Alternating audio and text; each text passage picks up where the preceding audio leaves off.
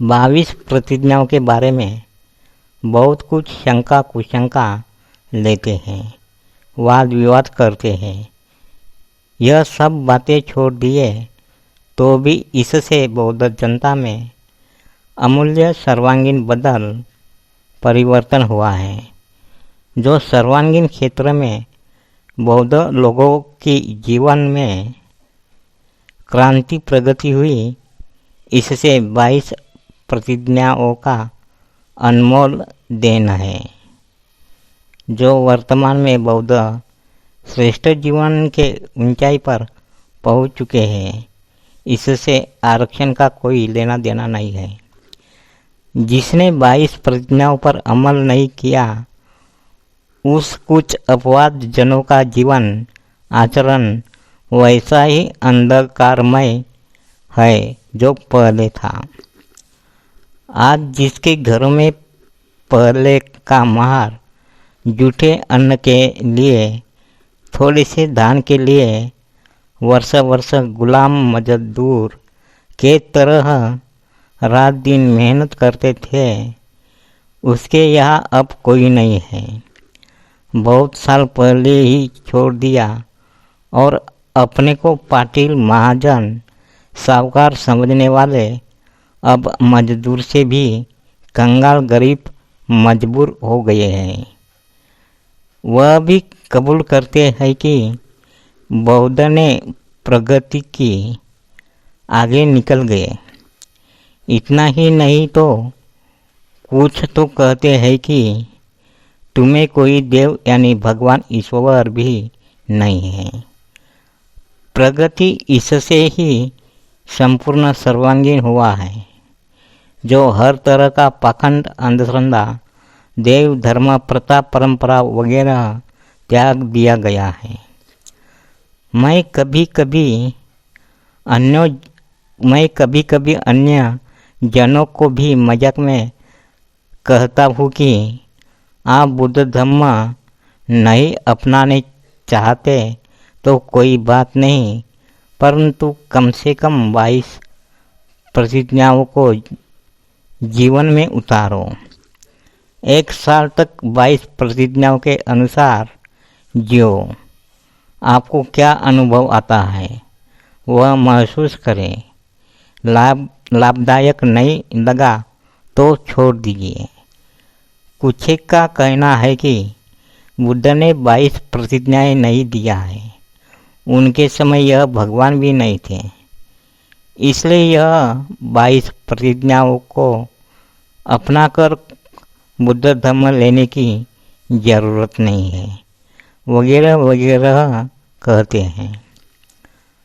हम ऐसे लोगों को इतना ही बताना चाहते हैं कि इस बात पर बाबा साहेब और वामनराव गोडबोले की बात बताना चाहते हैं।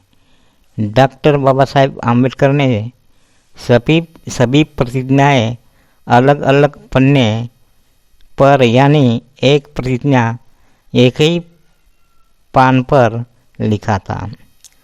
वह पढ़कर गोडबोले अचानक कहने लगे कि इसकी कोई ज़रूरत नहीं है, यह बातें तो बुद्ध ने ही बताया है, और उसने कुछ संदर्भ भी दिए।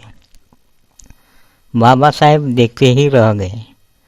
अवाक अपलक देख रहे बाबा साहेब को देखकर गोडबोले खुद को संभालते हुए कहा कि वैसे यह देना भी चाहिए, लोगों को बताना भी चाहिए।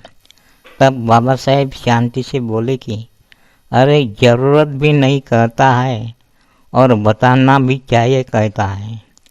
गोडबोले ने समझाया कि बाबा साहेब सबके लिए बताना चाहिए। सारांश ऐसा है कि बाबा साहेब ने बहुत जी जान से वह प्रतिज्ञा तैयार किया था ताकि समाज के अंतिम व्यक्ति की उन्नति हो और अंतिम व्यक्ति को भी जीवन कल्याण का सन्मार्ग मिले। बाबा साहेब ने बहुत सुलभ भाषा में बुद्ध और उनका धम्म ग्रंथ लिखा। हजारों ग्रंथ का अभ्यास करके 5 साल कड़ी मेहनत करके फिर भी आज भी कितने लोग होंगे कि वह किताब उसमें दिए गए सिद्धांत जीवन पद्धति पढ़े समझे और जीवन में आचरण में लाए होंगे। ऐसी हालत में बुद्ध की भाषा विचार सिद्धांत वगैरह कितने जनों तक जाकर समझाकर अपनाते थे और कितने लोगों का कल्याण होने वाला था। अज्ञानी और कमी लिखे पढ़े गरीब मजदूर वगैरह लोगों के लिए तो वह ख्वाब में भी नहीं आने वाले थे। इसलिए डॉक्टर बाबा साहेब आम्बेडकर ने सबको समझने वाले आसान से भी आसान शब्दों में नए रीति पद्धति से नए आकार प्रकार से भगवान बुद्ध और उनके धम्म के सिद्धांत विचार नवजीवन बनाने के लिए बताए हुए हैं। उसमें यानी 22 प्रतिज्ञाओं में पंचशील अष्टांगिक पारमिता वगैरह का सभी तरह का बुद्ध धम्म का महत्वपूर्ण आवश्यक सार दिया गया है। जीवन आचरण सिर्फ 22 प्रतिज्ञाओं के अनुसार जिए, बाकी और बहुत कुछ अपनाने की जरूरत नहीं पड़ेगी। नमो बुद्धाय, जय भीम, जय भारत। मंगल कामना सहित हार्दिक धन्यवाद।